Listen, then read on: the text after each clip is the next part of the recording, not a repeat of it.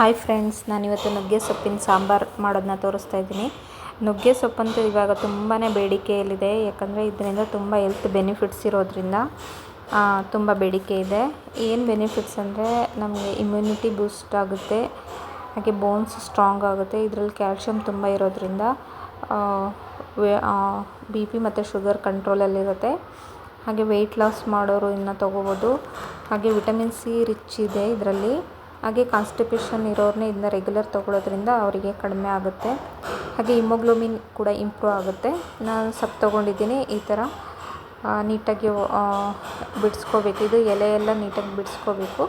ನೀವು ಆವಾಗಲೇ ಮರದಿಂದ ಕಿತ್ಕೊಂಡು ಮಾಡೋದಾದರೆ ಈಗ ಈ ಥರ ನಿಧಾನವಾಗಿ ಅದನ್ನು ಬಿಡಿಸ್ಕೊಬೇಕಾಗುತ್ತೆ. ಇಲ್ಲ ನೀವು ಒಂದಿನ ಮುಂಚೆ ತೊಗೊಂಡಿದ್ದೀರಾ ಅಂದರೆ ಅದನ್ನು ಒದ್ದೆ ಬಿಟ್ಟಲ್ಲಿ ಸುತ್ತಬಿಟ್ಟಿಟ್ರೆ ಅದೇ ಸಪ್ರೇಟ್ ಆಗಿರುತ್ತೆ ಎಲೆಗಳು. ಅದು ಜಸ್ಟ್ ನೀವು ಕಡ್ಡಿಯಷ್ಟೇ ಸಪ್ರೇಟ್ ಮಾಡಬೇಕಾಗುತ್ತೆ.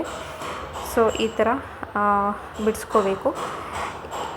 ಈ ಸೊಪ್ಪಿಗೆ ಕಾಂಬಿನೇಷನ್ ಯಾವ ಕಾಳು ಅಂದರೆ ಹುರುಳಿಕಾಳು, ಮೊಳಕೆ ಕಾಳು, ಹೆಸರು ಕಾಳು, ಅಲಸಂದೆ ಕಾಳು, ಇಲ್ಲ ತೊಗರಿ ಬೇಳೆ, ಇಷ್ಟನ್ನು ನಾವು ಯೂಸ್ ಮಾಡ್ಬೋದು. ಹುರುಳಿಕಾಳು, ಮೊಳಕೆ ಕಾಳನ್ನ ನಾವು ಯೂಸ್ ಮಾಡೋದ್ರಿಂದ ತುಂಬ ಚೆನ್ನಾಗಾಗುತ್ತೆ ಸಾಂಬಾರು. ನಾನಿಲ್ಲಿ ತೊಗರಿಬೇಳೆನ ಯೂಸ್ ಮಾಡ್ತಾಯಿದ್ದೀನಿ.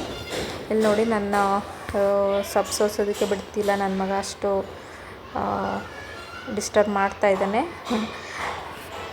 ಸೊ ಈ ಥರ ನೀಟಾಗಿ ಸೋಸ್ಕೊಂಡು ಅದನ್ನು ವಾಶ್ ಮಾಡ್ಕೋಬೇಕು. ವಾಶ್ ಮಾಡುವಾಗ ಅದು ಸಣ್ಣ ಸಣ್ಣ ಕಡ್ಡಿ ಎಲ್ಲ ಇರುತ್ತೆ, ಅದು ಸಪ್ರೇಟ್ ಆಗುತ್ತೆ.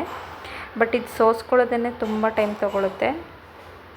ನೀವು ನುಗ್ಗೆ ಸೊಪ್ಪು ಈ ಥರ ಸಾಂಬಾರು ಮಾಡ್ಕೊಂಡು ತಿನ್ಬೋದು, ಚೆನ್ನಾಗಾಗುತ್ತೆ. ಬಟ್ ನೀವು ಯಾವತ್ತೂ ತಿಂದಿಲ್ಲ ಈ ಸಾಂಬಾರು, ಈ ನುಗ್ಗೆ ಸೊಪ್ಪೇ ತಿಂದಿಲ್ಲ ಅನ್ನೋರು ನೀವು ಸೊಪ್ಪನ್ನು ಪುಡಿ ಮಾಡಿಕೊಂಡು ನೀವು ಜ್ಯೂಸ್ ರೂಪದಲ್ಲಿ ನೀವು ಸೇವನೆ ಮಾಡ್ಬೋದು, ತುಂಬ ಚೆನ್ನಾಗಿರುತ್ತೆ.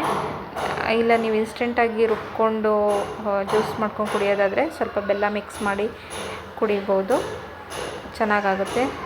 ಸೊ ಬನ್ನಿ, ಈಗ ನಾನು ಅದನ್ನ ಸೊಪ್ಪನ್ನ ನೀಟಾಗಿ ವಾಶ್ ಮಾಡ್ಕೊತಾ ಇದ್ದೀನಿ. ವಾಶ್ ಮಾಡಿಕೊಂಡೆ ಇಲ್ಲಿ ಸಪ್ರೇಟ್ ಆಗಿದೆ. ಅದು ಸಣ್ಣ ಸಣ್ಣ ಕಡ್ಡಿ ಎಲ್ಲ ಇರುತ್ತಲ್ಲ, ಅದು ಈ ಥರ ಸಪ್ರೇಟ್ ಆಗುತ್ತೆ.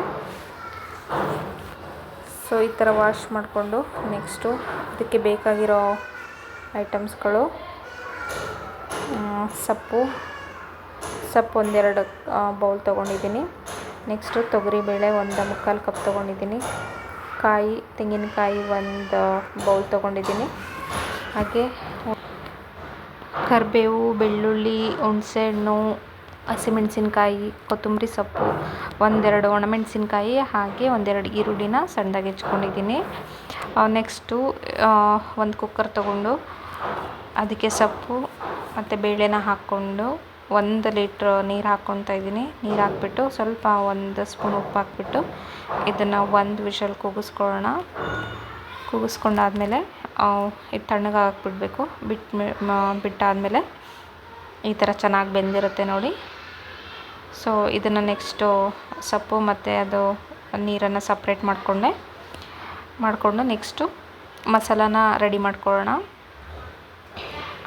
ಮೊದಲಿಗೆ ಸ್ವಲ್ಪ ಆಯಿಲ್ ಹಾಕ್ಬಿಟ್ಟು ಬೆಳ್ಳುಳ್ಳಿ, ಈರುಳ್ಳಿ, ಹಾಗೆ ಹಸಿಮೆಣಸಿನ್ಕಾಯಿ, 1-2 ಸ್ಪೂನು ಜೀರಿಗೆ ಹಾಕ್ಕೊತಾ ಇದ್ದೀನಿ. ನೀವು ಹಸಿಮೆಣಸಿನ್ಕಾಯಿ ತಿನ್ನಲ್ಲ ಅನ್ನೋರು ಒಣಮೆಣಸಿನ್ಕಾಯಿ ಇಲ್ಲಾಂದರೆ ಖಾರದ ಪುಡಿನ ಯೂಸ್ ಮಾಡ್ಬೋದು. ಈ ಸಾಂಬಾರಿಗೆ ಹಸಿಮೆಣಸಿನ್ಕಾಯಿ ತುಂಬ ಟೇಸ್ಟಿಯಾಗಿ ಬರುತ್ತೆ, ಚೆನ್ನಾಗಿ ಬರುತ್ತೆ. ನೆಕ್ಸ್ಟು ಈ ಕಡೆ ಮಸಾಲನ ರುಬ್ಕೊಳ್ಳೋಣ.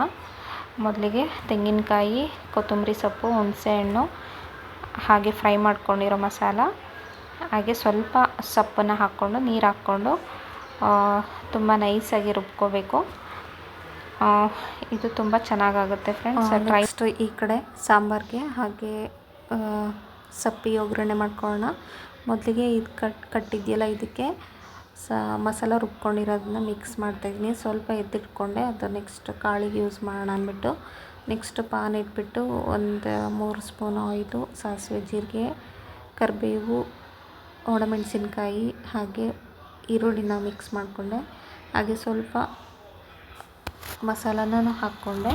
ಹಾಗೆ ಈ ಸೊಪ್ಪಲ್ಲಿ ಸ್ವಲ್ಪ ನೀರಿನ ಅಂಶ ಇರುತ್ತೆ, ಅದನ್ನು ಸ್ವಲ್ಪ ಹಿಂಡಿಕೊಂಡು ಹಾಕ್ಕೋಬೇಕು, ಚೆನ್ನಾಗಾಗುತ್ತೆ. ಆಮೇಲೆ ಕೊತ್ತಂಬರಿ ಸೊಪ್ಪು, ಸ್ವಲ್ಪ ಕಾಯಿ, ಹಾಗೆ ಪಲ್ಯದ ಪೌಡ್ರ್ ಸ್ವಲ್ಪ ಹಾಕಿ ಮಿಕ್ಸ್ ಮಾಡಿಕೊಂಡೆ. ಆ ಕಡೆ ಸಾಂಬಾರು ರೆಡಿ ಆಯಿತು. ಲಾಸ್ಟಲ್ಲಿ ನೋಡಿಬಿಟ್ಟು ಉಪ್ಪನ್ನು ಹಾಕ್ಕೊಳ್ಳಿ ಬೇಕಂದರೆ. ನಾನಿಲ್ಲಿ ಹಾಕ್ಕೊಂಡೆ ಸ್ವಲ್ಪ. ಸೊ ರೆಡಿ ಆಯಿತು, ಸಾಂಬಾರು ರೆಡಿ ಆಯಿತು, ಕಾಳು ರೆಡಿ ಆಯಿತು. ನೆಕ್ಸ್ಟು ಇದಕ್ಕೆ ಕಾಂಬಿನೇಷನ್ನು ರಾಗಿ ಮುದ್ದೆನಾದರೂ ಮಾಡ್ಕೋಬೋದು, ಇಲ್ಲ ಜೋಳದ ಮುದ್ದೆನಾದರೂ ಮಾಡ್ಕೋಬೋದು. ನಾನಿಲ್ಲಿ ಜೋಳದ ಮುದ್ದೆ ಮಾಡ್ಕೊತಾ ಇದ್ದೀನಿ. ಸೊ ನೆಕ್ಸ್ಟು ಮುದ್ದೆನೂ ರೆಡಿ ಆಯಿತು. ಸೊ ಸರ್ವ್ ಮಾಡ್ಕೊಳ್ಳೋಣ ಬಿಸಿ ಅನ್ನದ ಜೊತೆ. ಹಾಗೆ ಮುದ್ದೆಗೆ ಸ್ವಲ್ಪ ತುಪ್ಪ ಹಾಕ್ಕೊಂಡು ಕಾಳು ಸಾಂಬಾರು ಇದನ್ನು ಸರ್ವ್ ಮಾಡಿಕೊಂಡೆ. ತುಂಬ ಟೇಸ್ಟಿಯಾಗಿರುತ್ತೆ, ಕಹಿ ಅಂತಲೇ ಅನಿಸಲ್ಲ ಈ ಸಾಂಬಾರು. ಒಂದ್ಸಲ ಟ್ರೈ ಮಾಡಿ ಫ್ರೆಂಡ್ಸ್, ತುಂಬ ಚೆನ್ನಾಗಿ ಬರುತ್ತೆ.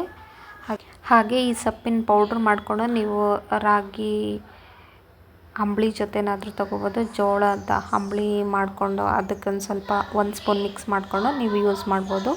ಸೊ ನನ್ನ ವಿಡಿಯೋ ಇಷ್ಟ ಆದರೆ ಪ್ಲೀಸ್ ಲೈಕ್ ಮಾಡಿ, ಶೇರ್ ಮಾಡಿ, ಹಾಗೆ ಸಬ್ಸ್ಕ್ರೈಬ್ ಮಾಡ್ಕೊಳ್ಳಿ. Thank you so much.